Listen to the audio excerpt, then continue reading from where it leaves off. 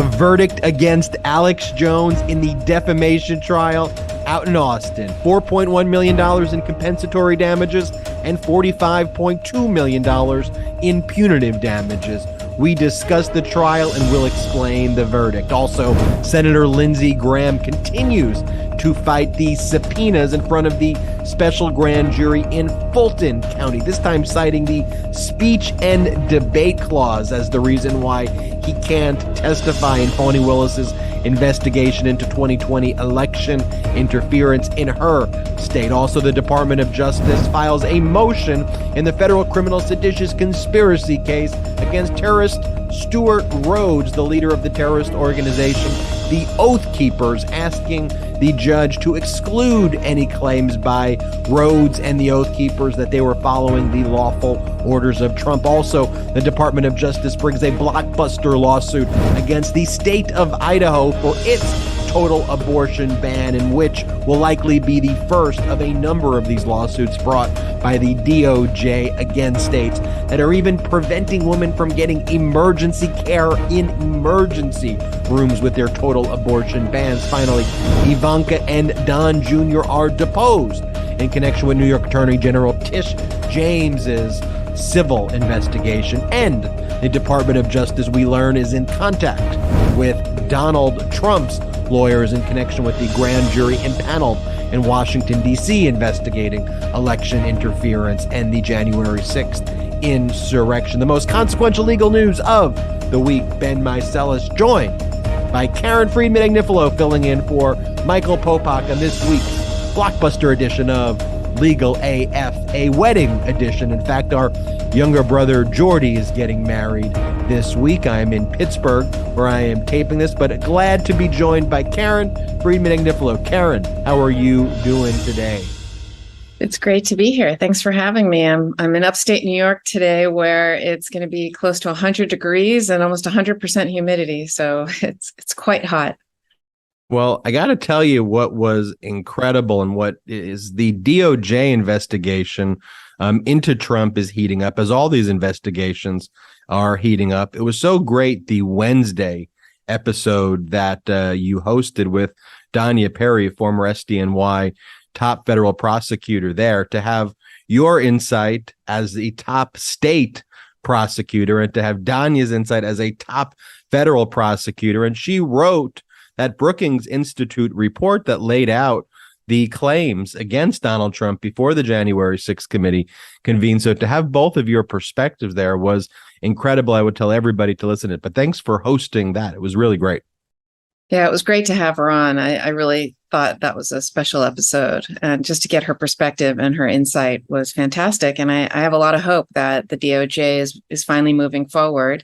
And hopefully we'll see charges against Trump at some point. And that's what I really like about Legal AF, the show in general, too, is bringing people this perspective from actual prosecutors who handle these types of cases. I mean, at the SDNY, these were the issues that would have come before her. And as a state prosecutor, these are the issues that would be before you. I want to talk about now the verdict against Alex Jones in the defamation trial out of Travis County, which is in Austin, Texas. He was being sued for defamation. He was already found liable in the first phase of the trial because he didn't turn over documents. He engaged in all those games that we kind of saw him playing during the damages phase. And the judge, after he really didn't produce all of the records and didn't follow the court rules, just said, okay, if you're not going to follow the court rules, you're going to be held responsible. So he was held liable and responsible for defaming families, particularly in Travis County. It was one family, but there's going to be a number of other cases that are going to be following this in Connecticut. But this one family alleged that Alex Jones would lie about that they were actors, and that this was, all a fake, and that Sandy Hook didn't really happen, and that their child didn't really die in the horrible massacre out in Connecticut, out in Newton, and horrible stuff like that. And so a lot of people now were tuning in because this was the damages phase of the trial. And in the damages phase of the trial, it's what it says. The only thing that would be decided is how much money would Alex Jones have to pay this family for defaming them and lying about the Sandy Hook massacre and lying that they weren't really, that their child didn't really die, as heinous and horrific as it is to even talk about. So a number of things happen, I mean, that were fairly dramatic, in this damages case, because normally, Karen, in a damages trial, really, you're not litigating the underlying facts of the case, whether someone did something or didn't do something. So people want to think about, the Johnny Depp trial and all of that testimony back and forth about who did what. In a damages phase, though, it's already established that the person was liable and responsible. So the question really was, well, how much money should you have to pay to the plaintiff because you were already found responsible and liable? But this had more drama than I expected, right? When it turned out that Alex Jones's lawyer purportedly inadvertently turned over all of his text messages for 2 years to the lawyer for the plaintiff. And remember, Alex Jones had previously claimed that he didn't have these text messages. They didn't exist. There was no messages about Sandy Hook, but the lawyer got those text messages at Alex Jones when he was being cross-examined, said, "This is your Perry Mason moment," a reference to the TV show, of course, for all our young legal AFers out there, and cross-examined Alex Jones about these text messages. It turns out, because Alex Jones was also heavily involved in the January 6th insurrection, he was one of the big peddlers of the big lie, a big Trump supporter, and all of the Trump election fraud stuff that was taking place on January 6th. The January 6th committee subpoenaed those text messages. So a lot of drama there. And then we get to the verdict, and the verdict was a $4.1 million in compensatory damages and a $45.2 million in punitive damages right there. And so I want to discuss, Karen, first off, before I go in and I could explain the Texas caps and what compensatory damages are, because I think there's a lot of confusion about that aspect. Let me kind of turn it to you, Karen.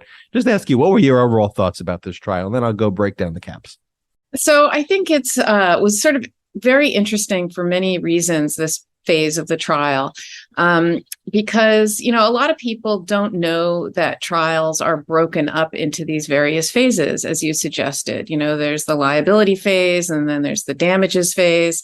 And, that you watch TV and you see how trials are portrayed on TV, and everything sort of happens at once. And so I think this was a very interesting phase of the trial, because the plaintiff here, the parents of, this kid, Jesse Lewis, the parents, Neil Heslin and Scarlett Lewis, they actually got to speak directly to Alex Jones and really tell him what his horrible words meant to them and how it destroyed their life.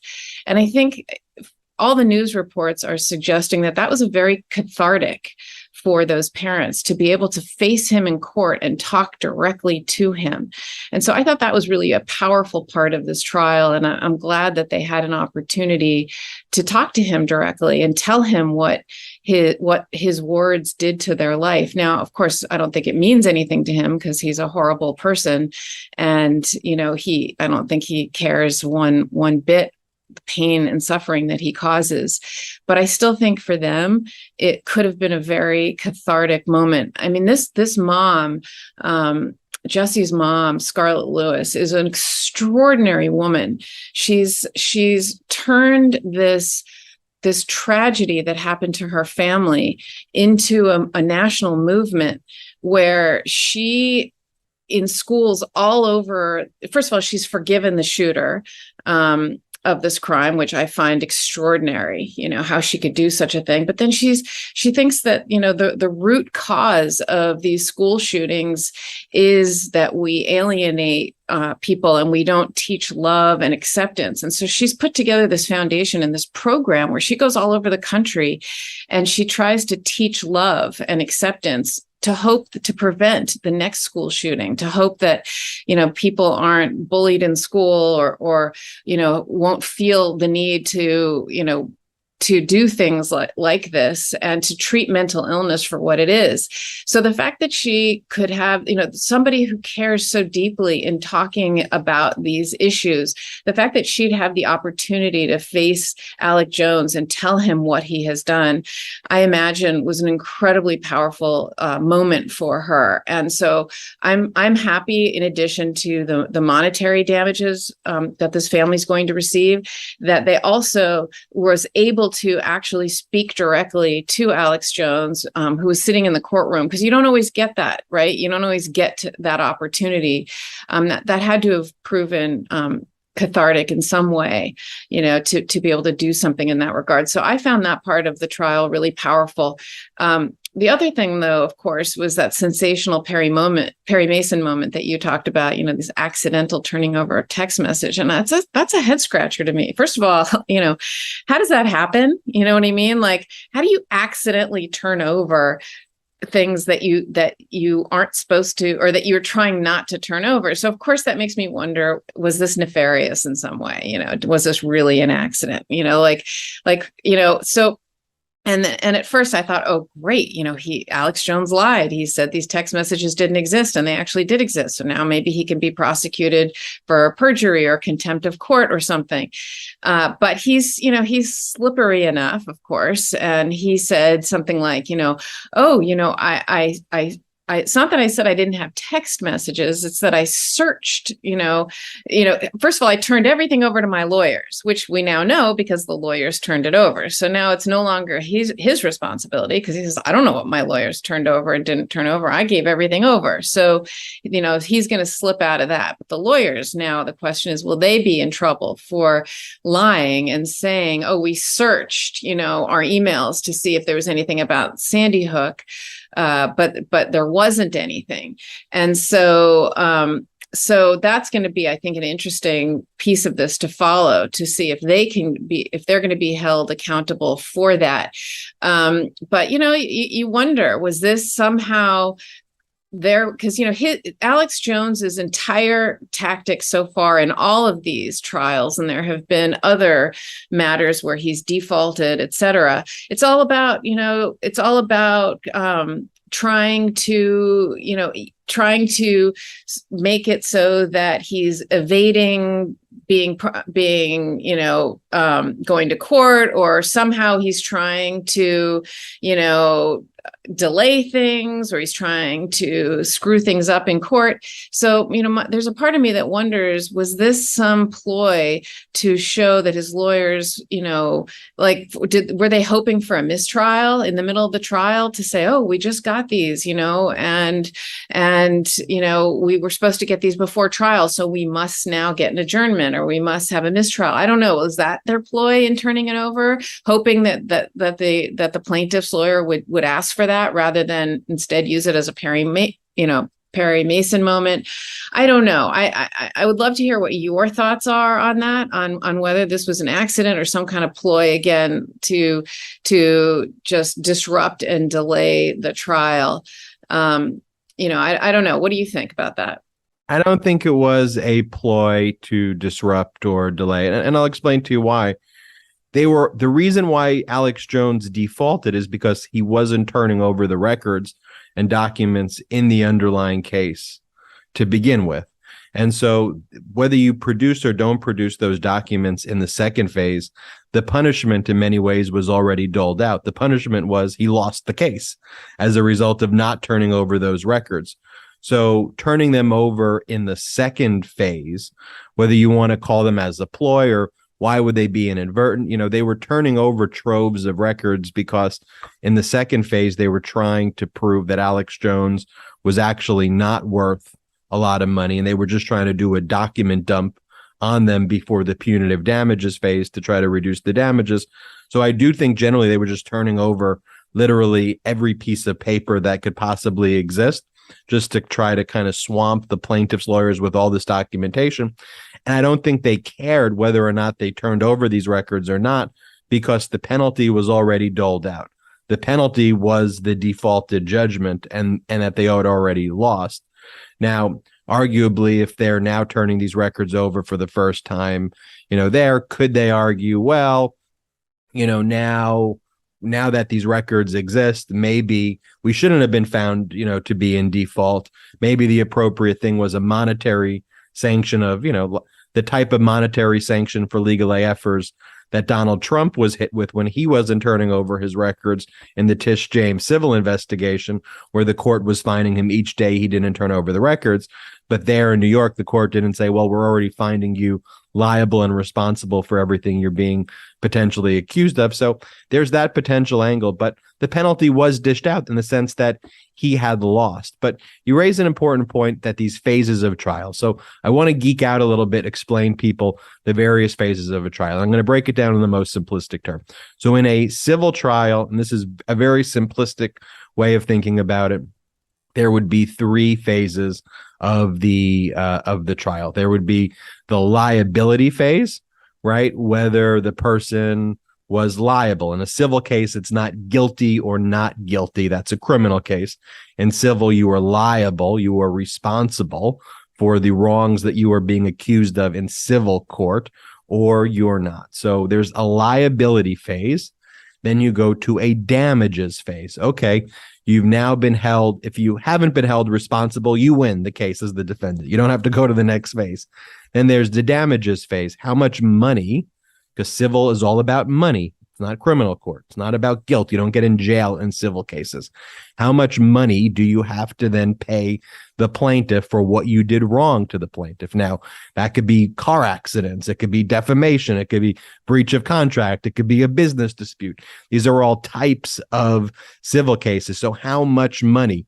And then within the damages, there are economic damages and there are non-economic damages. And economic damages refer to like out-of-pocket expenses. So in an employment case, it's lost salary.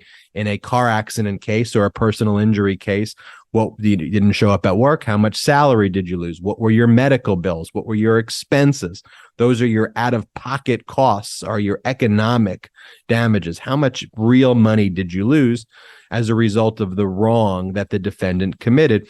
Then there's non-economic damages, which is emotional distress damages. Pain and suffering is what that's often called.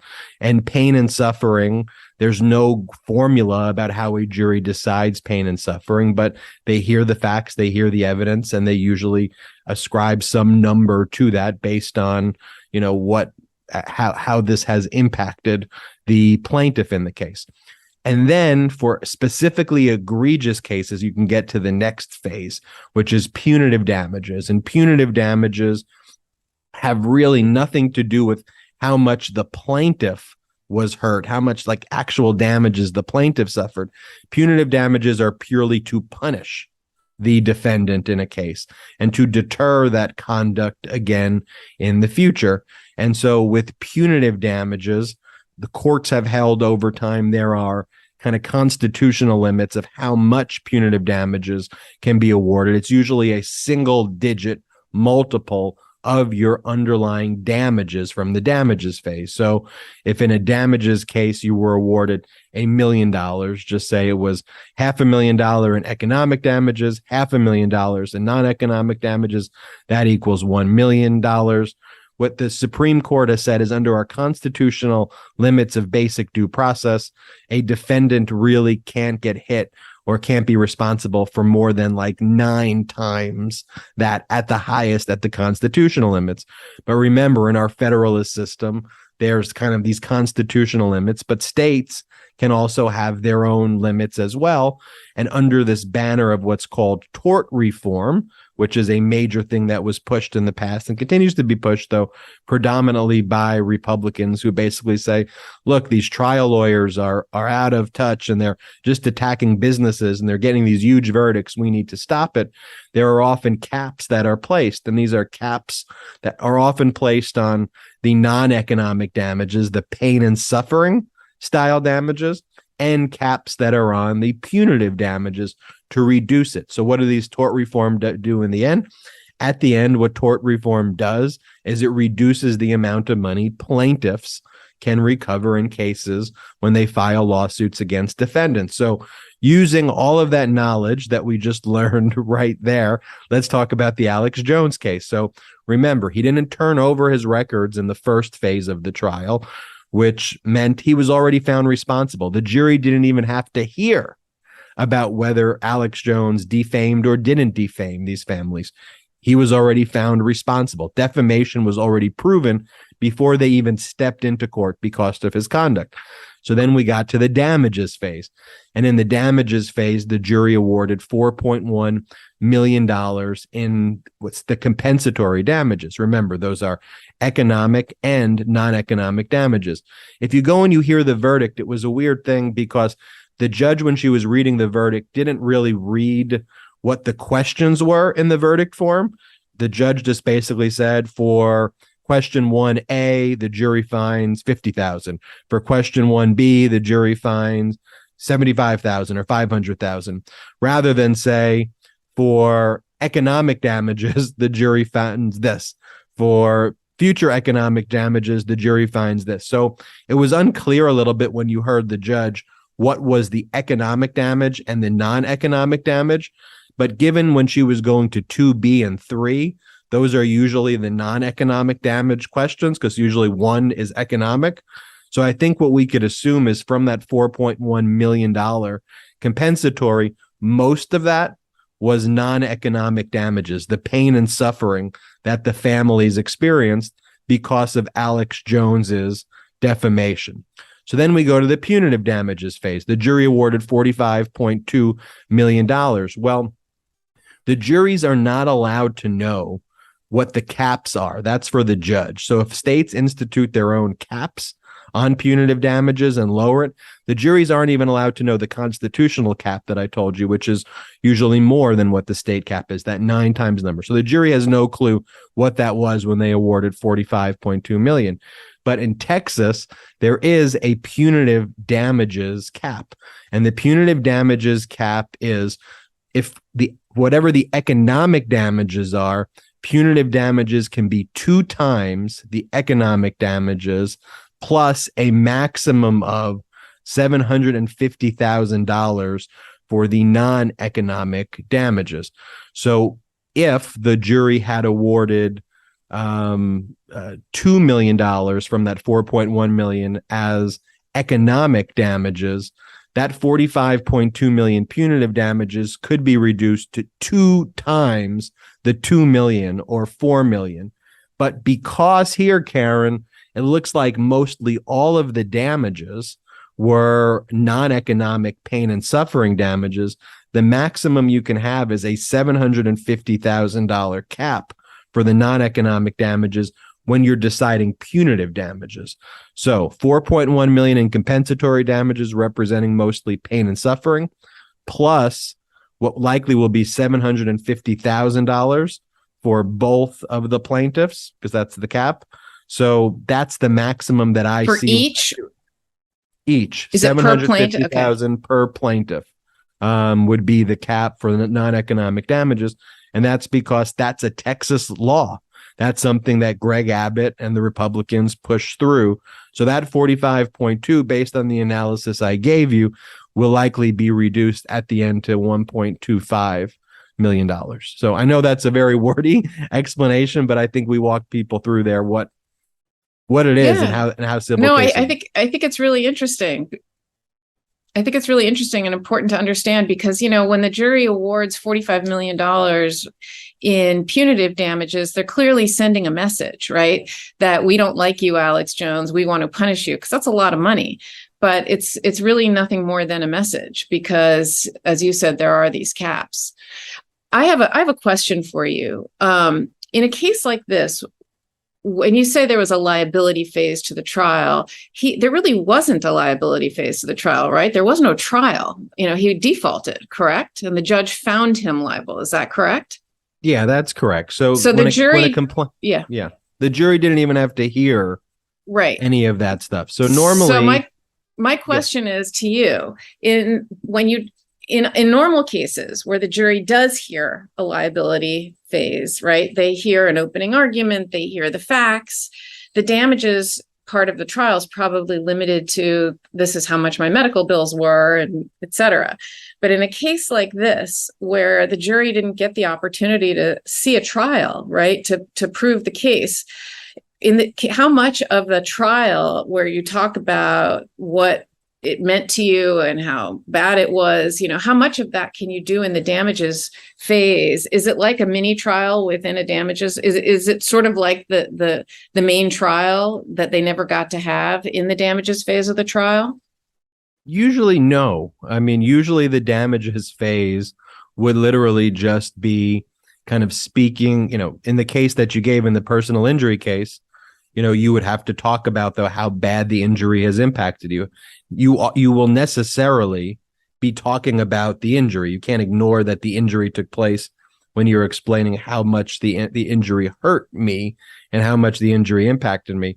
But you don't have to say, look, this person was responsible. They did it wrong. Like defamation, you have to prove that the statement was false. It was done with, if in certain cases, either negligence or a recklessness or intent, depending on whether you're a public figure, and the elements of defamation. You don't need to prove that. We were defamed. This is what they said. This is how it hurt us. So you are going to be talking about the defamations, the actual act of defamation itself. And normally in a normal trial, it's usually not split up. Usually you'll have the liability and damages, because they're usually intertwined, are talked about together.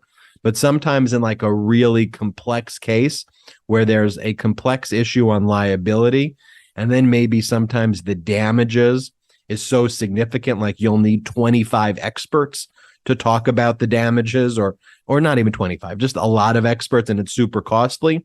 The judge may bifurcate the case and say, okay, I want to hear liability first, because the jury doesn't need to spend 3 weeks hearing from 20 experts on damages until we establish first liability. Let's set that aside as a separate phase, give the jury some rest, or even potentially bring in a whole nother jury just to hear damages. And so it's interesting, it's complex, but for purposes of the Alex Jones case, know that they didn't even have to talk about liability at all, which is rare. Usually a party doesn't default. They participate in their case. They were just talking about damages. And then the cap on the punitive damages in Texas means that, based on the analysis that I just gave you, because the 4.1 million in compensatory is mostly emotional distress, aka non-economic damages, that means that the 750,000 portion of the punitive damages cap would. Did you hear that somebody donated $8 million in Bitcoin to him during this trial to help pay for this? Isn't that disgusting? To Alex Jones? Yeah. I read that. I couldn't believe it. I have one other question for you on this case. So we've heard that the January 6th committee wants to get a hold of these text messages that were turned over, this trove of text messages. What are your thoughts? Do you think they can get them? I think they can. So yeah, I think they can. Yeah. Look, the records should have been turned over. They're not privileged records, number one. So they're not like attorney-client privileged records. And how do I know that? Well, during the actual trial of the Alex Jones case, what the lawyer for the victim's family, what the plaintiff's lawyer said was, we had notified Alex Jones' lawyer of the potential inadvertent transmission of these records. And we let them know if they want to go through these records and maybe there is a privilege claim, let us know. And they never even responded to us about that. So any privilege claim that these are like lawyer messages, all of that would have been waived when, and there really isn't any attorney-client, but there's no privilege over these records. I'm sure the January 6th committee has it already. They don't even need to subpoena it. I mean, the plaintiff's lawyer can can give these records to anybody. The plaintiff's lawyer can publish them publicly right now, I think, to the world. I don't believe there's any protection. Yeah, this is going to be. I think these text messages are going to be what the Republicans were hoping. Hunter Biden's laptop would be. It's going to be the gift that keeps on giving. Just to have 2 years worth of Alex Jones's text messages with everything in there, if it's really what they're purporting it to be.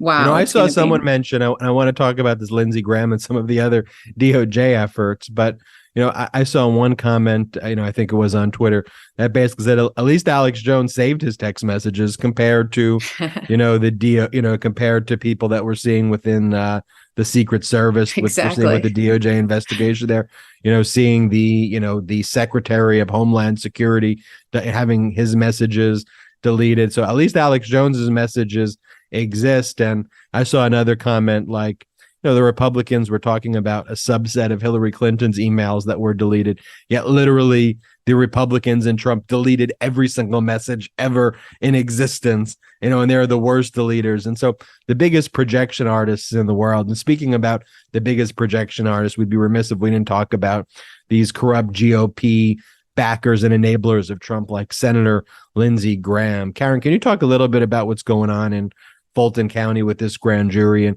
Senator Lindsey Graham has filed a motion with federal court within Georgia, basically invoking the speech and debate clause of the United States Constitution, and basically saying members of Congress, senators, congresspersons are immune from having to testify and participate in proceedings under the speech and debate clause. And Fawny saying, that's great if it's speech and debate in the House, but engaging in criminal acts in my state is not speech and debate, Senator Lindsey Graham. That's the fight that's going on in Georgia. Senator Lindsey Graham does not want to testify before this grand jury in Fulton County.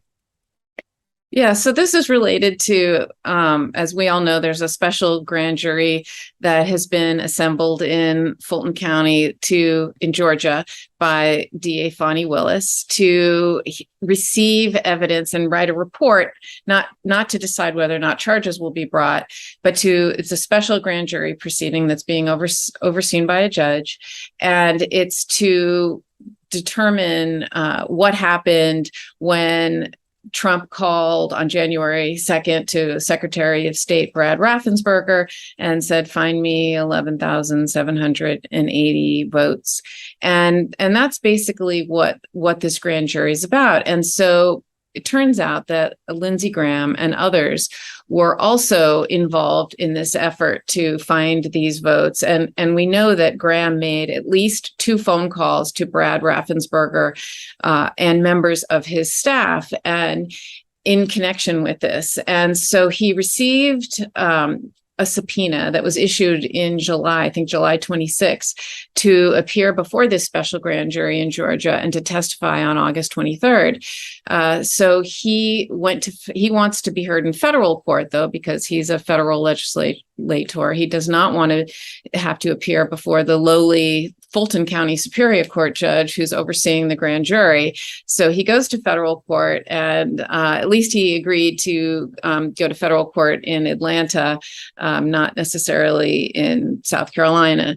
And basically, he's claiming sovereign immunity. He's claiming,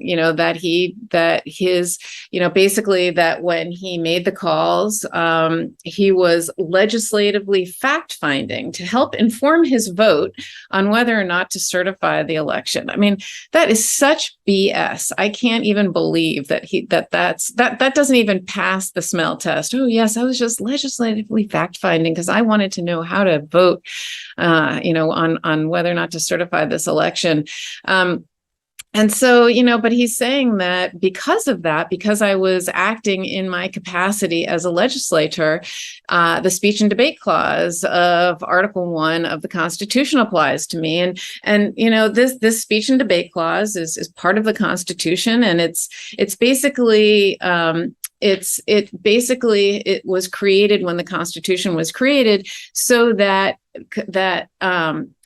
members of Congress can do their job, and that they can speak freely when they're debating and talking about legislation or trying to determine what to do with legislation, and that decisions can't be politically motivated and they can't be sued if they're, in good faith doing their job. It also applies to their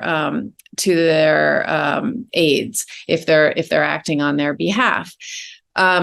But, there's just no way to say that this was part of that. And, a U.S. Congressman, Jody Hice, had a similar objection and tried to kind of say the same thing. And that was already rejected by a federal judge. So I think this is going to be, I don't think this has any legs. I think this is going to be rejected. And I think he's going to be ordered to testify. And the other thing, by the way, is the speech and debate clause talks about whether or not you can either criminally prosecute a member of Congress or whether they can be sued civilly for their actions. Fani Willis says, I'm not doing either of these, Lindsey Graham. You're just a witness. I'm just subpoenaing you as a witness before the grand jury. So the speech and debate clause doesn't even apply. So that's also interesting and will be an interesting fact to see how that plays out. But I think he loses this one. Yeah, to that point, what's the expression? A hit dog will holler.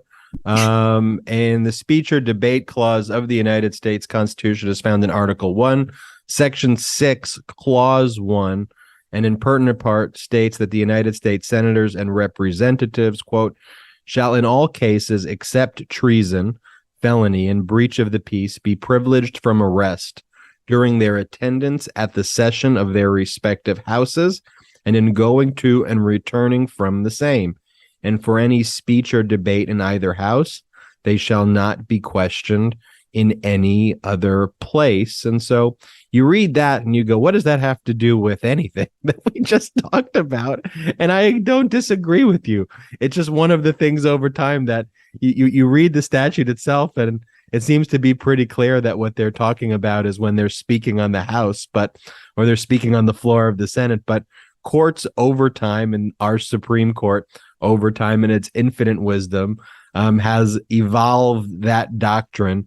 And there was a seminal Supreme Court case called Gravel versus the United States in 1972, which further defined the protected activities and says, insofar as the clauses construed to reach other matters, they must be an integral part of the deliberative and communicative process by which members participate in committee and House proceedings with respect to the consideration and passage or rejection of proposed legislation, or with respect to other matters which the Constitution places within the jurisdiction of either house. So that term, the integral part of the deliberative and communicative process, is what's often talked about.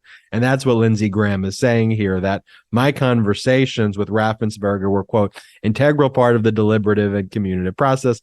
And you heard from Karen right there why that's totally and utter bullshit. And I don't think Lindsey Graham is going to win this argument at all. But nonetheless, it is an argument that he's advancing, but also helpful for you to see what the clause was in the Constitution, how it's been interpreted, and how it is now being manipulated in a case where Trump and people like Lindsey Graham were trying to overthrow our democracy, trying to overthrow the Constitution that they now claim protects them, which is total and utter crap. But we bring it to your attention here on Legal AF. Moving on to seditious conspiracy case against Stewart Rhodes, taking place in federal court in D.C., set for trial end of September. It's been moved back a few times, but looks like the trial will definitely be taking place next month. And so one of the things that takes place as we bring you through the phases of a trial is lots of action, Karen, right? Pre-trial.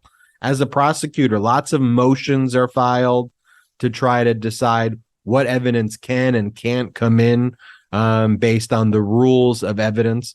And what's filed before a trial takes place are things that are called motion in limines, which basically just means motion to exclude, bring to the judge attention, hey, one of the parties is going to try to introduce things, judge, that we think they shouldn't be allowed to introduce because it would be prejudicial, it would corrupt the process, they'd be deceiving the jury.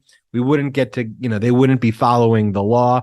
And that's what is taking place here with the DOJ saying, look, Judge, and it's Judge Mehta out in DC, Judge, as we head to this trial in September, we want you to know that we think one of the arguments that the Oath Keepers are going to try to make, and Stewart Rhodes in this case, is that they were following the lawful orders of a president. But Judge, these weren't lawful orders. These were unlawful orders. The president had no right to make these claims, make these orders. So they can't rely on the fact that Trump told them, hey, go and do this, which they may try to, act like they were following the orders of Trump to try to confuse the jury. Karen, what do you think about this? They made two arguments during this hearing. First of all, they also wanted to postpone it again, saying there's no way they can get a fair trial. There's too much attention being, with the January 6 hearings, that we're not going to be able to get a fair jury, that the jurors are going to be watching this on TV and it's inflamed, et cetera, et cetera. And this judge said, look, the case has already been delayed twice. We've already had 10 trials this year involving this matter, and we've had no problem finding jurors. So the judge, you can tell, is moving this case along and moving it forward. And as you said, some of the other motions in limine or to exclude was also, these bogus defenses, that they're trying to assert, the public authority entrapment defense, which is related to entrapment by estoppel defense. This sort of honest, I honestly thought that, I was doing this at the behest of the government or in cooperation with the government. I relied on a government official. It's interesting though, because you listen to that gentleman, Mr. Ayers, who testified before the Jan 6 committee, and he genuinely relied on, he listened to his president, and he said, come to the Capitol. So I came to the Capitol. He said, come to, whatever, and when he told me to stop, I stopped. And so it's, on the one hand, I find it fundamentally unfair that all these people who did rely on the president are getting prosecuted, but not the president. And I'll have no problem with it once Trump gets prosecuted. But all these people are saying I relied on him. No, they don't have that defense because it's not true, and and so the judge was right to exclude it. But it just also underscores to me why Trump absolutely has to be prosecuted for this, because he is responsible.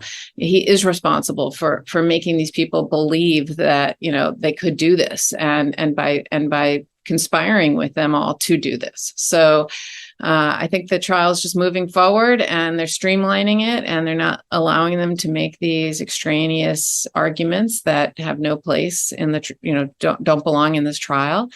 And, we'll see, hopefully we'll have another 4 convictions after these guys go to trial. Yeah, and just think about it. In normal times, nothing's normal anymore, trying a group of terrorists who tried to overthrow our government with seditious conspiracy would be one of the most high-profile, resource-intensive aspects of what our Justice Department would do and focus on. That case, in the swing of things, with all the things our Justice Department has to do now, is kind of a footnote. I mean, and it just goes to show you really the expansive nature of Merrick Garland's investigations and Merrick Garland's work. And, as someone who can chew gum and walk and talk and prosecute at the same time, at the same time, Merrick Garland and the DOJ are in court with the Oath Keepers. Let's not forget the multifaceted nature of what they're doing. They have 800 other cases that are taking place from January 6th, about 400 of which they've already got convictions on, either have been sentenced or awaiting sentence. The other 400 are in the queue that they will be prosecuting. At the same time, Merrick Garland this week gives a press conference about Breonna Taylor, and that and that the DOJ is prosecuting the officers in Louisville, Kentucky, who are involved in that unlawful search and seizure and killing and murder of Breonna Taylor there, since there was no accountability at the state level. you have the federal government doing that and stepping in and making sure there's accountability there. What Merrick Garland always says, no one is above the law.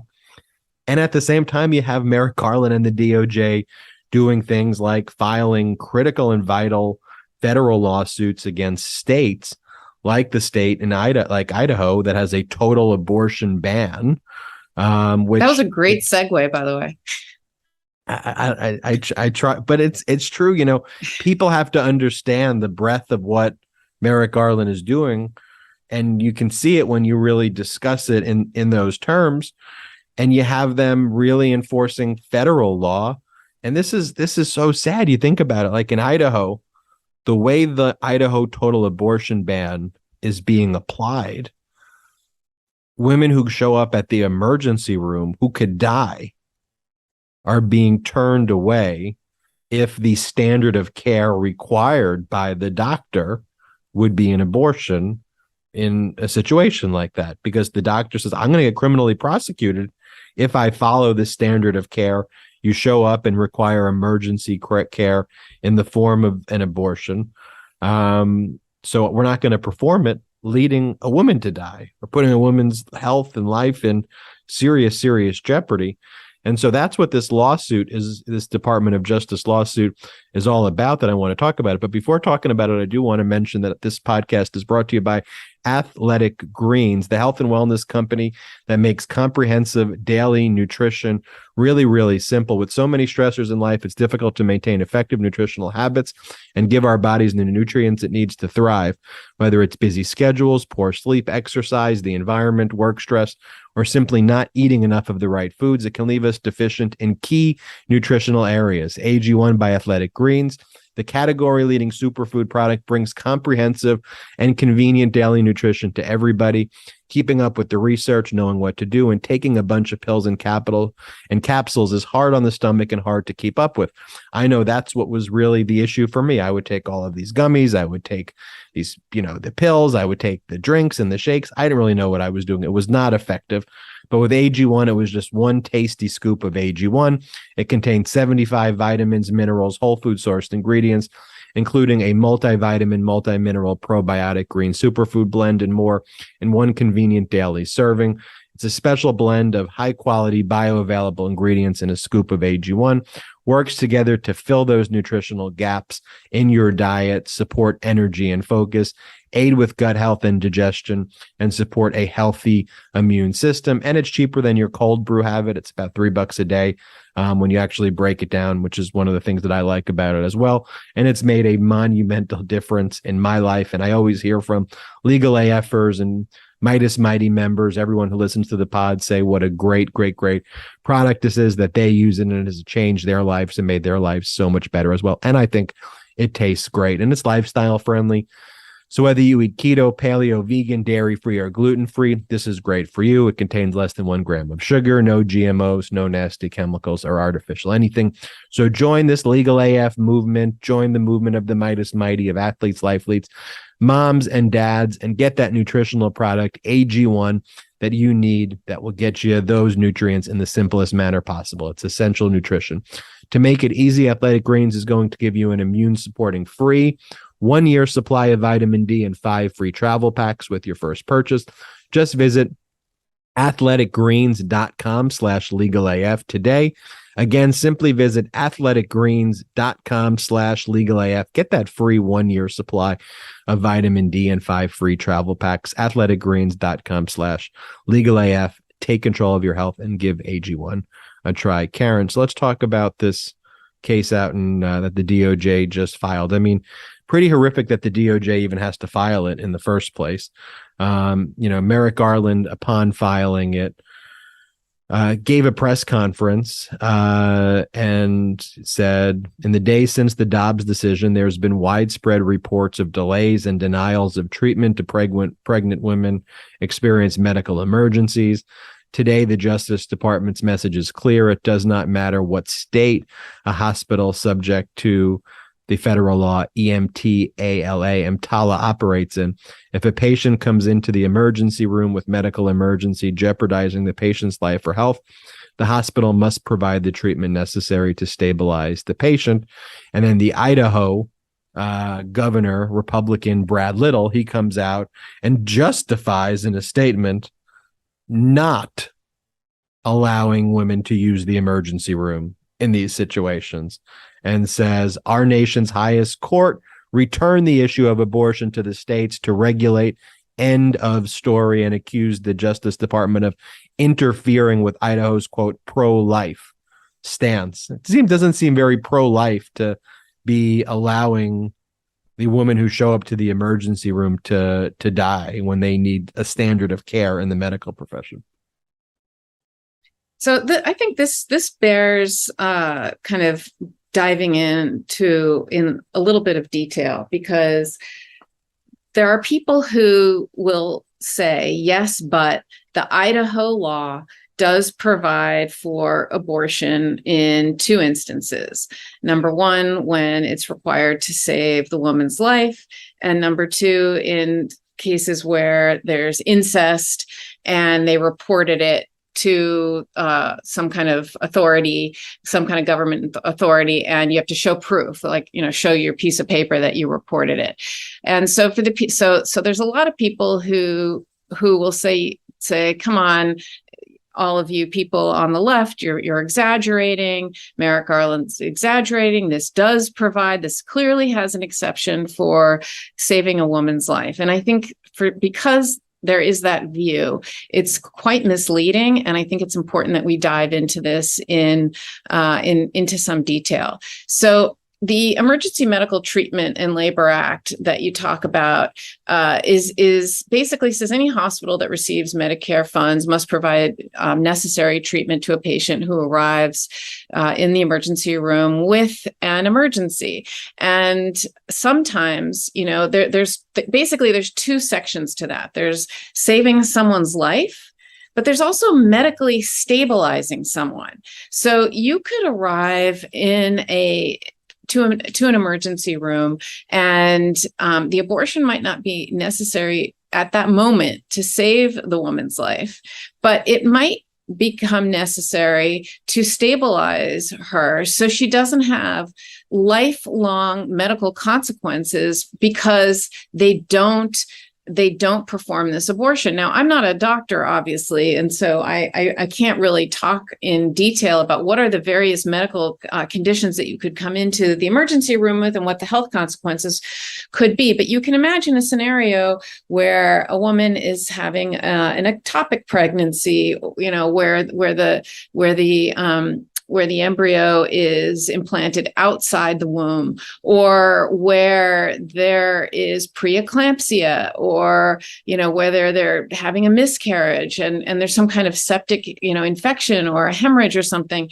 And, and in that moment, the woman's not going to die, but, she could go into liver failure, or she could go into septic shock, or, she could, who knows, like there could be so many complications that happen that could have lifelong consequences, health consequences on her and on the baby. And then maybe later, her life's in danger, and then they can perform the abortion. But at that point, it's too late because they already have these severe permanent medical problems that have happened to her. So it doesn't allow a doctor to treat them and to stabilize them in that situation. The other problem with this law that I see is it places this as an affirmative defense. And so I think that is critical to why this lawsuit by Merrick Garland is so important and is so powerful. So let me just describe what an affirmative defense is. So this law makes it a criminal felony to perform an abortion, period, full stop. Any abortion. So it's a crime in the state of Idaho.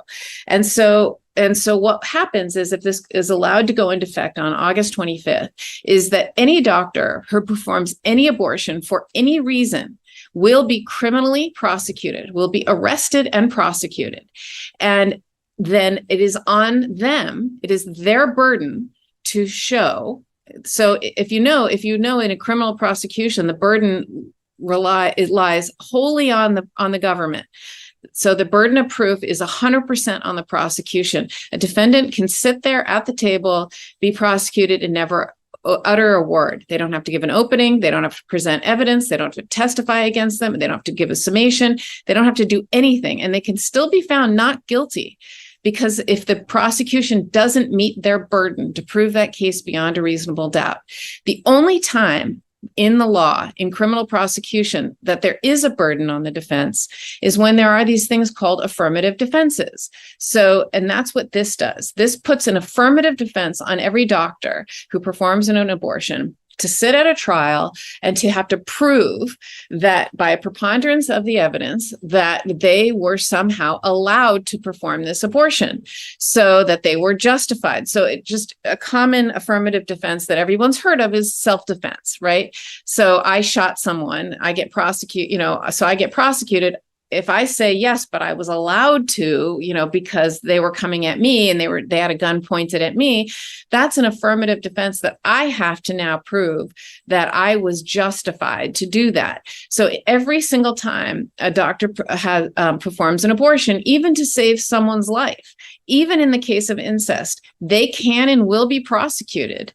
They will sit at a table as a criminal defendant, and they will have to provide evidence that the woman's life was in danger. And I don't know of any other time where a doctor has to sit there and talk to 12 jurors who aren't doctors and have to justify to them, no, her life was in danger. No, it wasn't in danger. I made a mistake. I didn't make a mistake. What doctor is ever going to make that call? What doctor is ever going to put themselves in that position? And think about this. The irony of all of this is, let's say the doctors say, I'm not going to make that call. I don't want to risk it. What if I'm wrong? What if my medical opinion is not perfect and I was wrong? So I'm not going to do it. And then she dies or something bad happens. Now the doctor's going to be sued for malpractice for not doing it. I mean, it just puts doctors in this horrible position. This is a terrible law, and it's going to chill. It's going to basically put many, many, many, many people's lives in danger. And so it's a very important case. And thank God the Justice Department is bringing it. And Karen, when we see a lot of state legislatures having these discussions and the radical right extremist, usually male Republicans who are talking about these bills that have similar implications in import, I was watching some of the debate recently that was taking place in Indiana, for example, and you'd have women legislators, Democratic women legislators, come up and ask the males questions where it was obvious that at the most basic level, no science, no understanding of female anatomy, like no understanding whatsoever was even being thought through the process, other than a man wanting to control the women. And when kind of cross-examined during this debate, the men would say these horrific things like, well, we all have to die sometime, so sorry, and just responses like that. And you would go, what in the world is going on here? But I am at least somewhat encouraged by what took place in, of all places, Kansas, where there was a vote that was taking place whether or not there's a constitutional right in Kansas to have an abortion. And one of the things that the right wing wanted to have was an amendment to the Constitution to remove that constitutional right, because they wanted to ban it there. And overwhelmingly, when this was put to the voters, put to the people, by double digits, Kansas voters on a bipartisan basis said, government, just get out of our bodies, like get out of our bedrooms, like get out of our medical offices, just stay out. We can decide with our doctors. I don't need people like Greg Abbott. I don't need people like Ron DeSantis making the decision about whether it's a medical emergency for me. I'm going to make that decision of the family and with the doctor, is what those voters resoundingly said in Kansas. So if you put these votes actually to the people, they will overwhelmingly do it in Kansas. It's one of the ultimate ironies of what the states' rights argument ultimately is is that, well, if we take it away as a federal right and we make it a state's right, the will of the people is going to be reflected. But quite the contrary, the will of the people is not being reflected. The will of the people overwhelmingly is what Roe v. Wade was, not at all what the states and these radical right extremist states are ultimately doing. And then finally, Karen, just wanted to talk about what's going on in your state of New York. You had Ivanka and Don Jr. were deposed in New York. And we now learn that the DOJ is also in contact with Trump's lawyers. They're heating up their investigation there. What can you tell us about some of the intensifying investigations, both in New York with Ivanka and Don Jr. and with the federal level?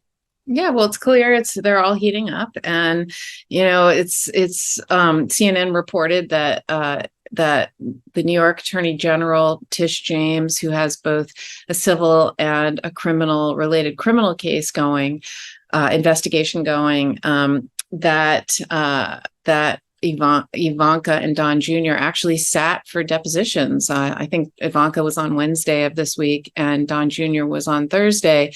They were fighting about it for months and months and months, but they finally did. And they were also reporting that unlike Eric, the third son, they didn't take the fifth. Also, Alan Weisselberg, who I think is the chief operating officer of the Trump org, he took the fifth as well, but Ivanka and Don Jr. didn't. So I found that a little head scratching. I wonder what they said, and why would some of them take the fifth and others not? Is it because Eric's guilty of something and so he's taking the fifth, and or he believes he is, but Ivanka and Don Jr. don't think they are? Or is it some kind of strategic, we have nothing to hide, we did nothing wrong, new tactic that the Trumps are starting to employ? So I think it's sort of interesting, and we'll see where this leads, and whether other information leaks out about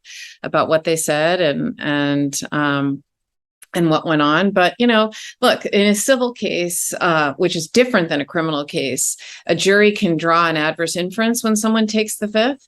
So maybe that's the strategic difference and why we're saying we have nothing to hide. I don't know. What are your thoughts on it, that they're suddenly now suddenly cooperating? They think they're smarter than they are, number one. And then number two, they both want to run for political office, and they both have, and I don't think Eric does. So I think they both realize that taking the fifth would prevent them from entering, whatever, Ivanka from entering good society again, or whatever she wants to do. And then I think Don Jr. wants to run and knows that pleading the fifth would, be a death knell for him, because he's been out there saying if you plead the fifth, that means you're guilty. Like, he's actually has statements out there where he said words to those effect.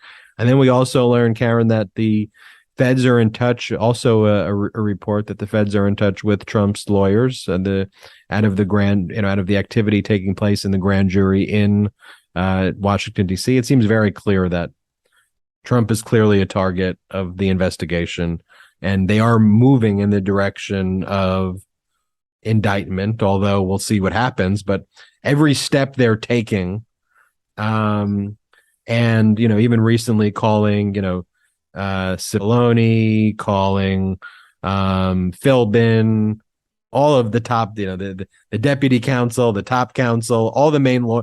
You don't get much more aggressive as a DOJ than bringing in the person's top lawyers to testify. And then that was this week alone, Cipollone and Philbin. And then the week before that, you had Vice President Pence's chief of staff and top lawyer. So they're moving in that direction. They're moving in that direction. I think it's ultimately going to come down to, does Merrick Garland want to go down in history as being the first attorney general, Merrick Garland and Joe Biden, as the first Department of Justice to criminally prosecute a former president? And that's, I think, the big question that they're wrestling with. I think that Joe Biden, came to the table initially saying, let's heal the country. He's very conciliatory. And I think he was, he brought Merrick Garland as his as his attorney general, who I think feels very similarly and was very hesitant and reticent to bring to even begin a criminal investigation into Trump, despite the mountains of evidence that was out there that he is guilty of so many federal crimes related to January 6th and trying to disrupt the democratic process.